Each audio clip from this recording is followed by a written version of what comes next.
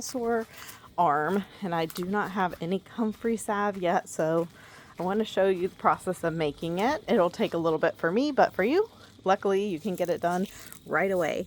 So I'm going to harvest some comfrey leaves, then I'm going to dry them. Cut all the leaves back just because it is a new plant this year. I mean, you wouldn't want to cut all the leaves back anyways. But I don't want to get, like, I don't want these leaves. Those are nasty. So, okay, let's talk about why I'm using comfrey, what I'm using it for. So I don't know if I injured my shoulder or if I slept on it wrong, but it's hurting all the way up to the top of my neck. And so I want to make sure that I heal that quickly. And so I've actually let it go a few days already and it's not healing. So I wanted to make a salve out of comfrey because I finally have comfrey in my garden. So that's super fun. But I wanted to share with you what it does. It's also called bone knit because it heals your body quickly. For example, if you have an open wound, you wouldn't want to use this on an open wound because it can heal it so quickly. It can trap that bacteria inside, and so you wouldn't want to use it on an open wound. As well as you don't want to use it internally because it has a lot of PAs, and so that can be detrimental to your internal system. So what you want to do, you want to dry it, you want to make it into an oil, which I'll show you in a minute, and then make it into a salve so you can use it topically. I'm going to actually add calendula too. I'm going to go see if I have some in the garden. Let me go check.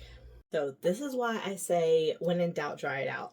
I went out to the garden. There was only one flower out there blooming. So I'm going to only use half of this because I don't want to use up my stash, but I'm going to use half of this in the oil so that it'll make plenty of oil for the rest of the year. So I'm so glad I did that in the springtime. Okay, it's probably about 12 hours later and they're actually done. They look super green, but they are super dry. You can hear that. So I'm going to make this into a salve. First I'm going to get the oil. Okay, so it's really late, so I'm just going to make a little bit for tonight. I'm going to do the full batch tomorrow, but I just wanted to say, like, you don't have to make a full batch. If you're, like, short on time and you want to do it quickly, this is what you can do. So I also have arnica. It is the Mexican kind, and so I'm going to add that in there. Usually the other kind is more potent, but that's what I have on hand, so that's what I'm going to use. So I put some of the comfrey down in there, and now I'm just adding some calendula. The flower is really what you want the most of. Stem can be abrasive, so I try not to keep the base in it, though I don't know if the base would be okay. I don't know, but I'm just getting the flower. And then you want to cover that with the oil.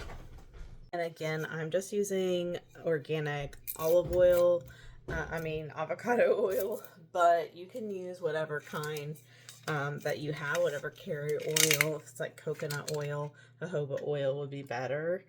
But this is what I have, and I'm just making it oil tonight.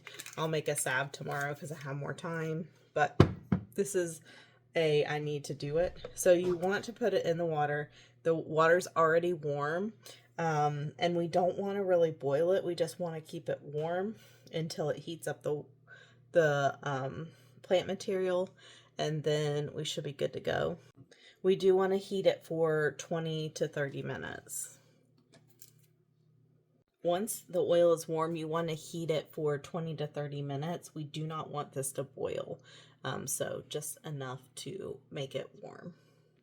So you really just want to warm this up, and you don't really want it to go over 140, but you don't even have to. See, I don't even know if this is all the way in there.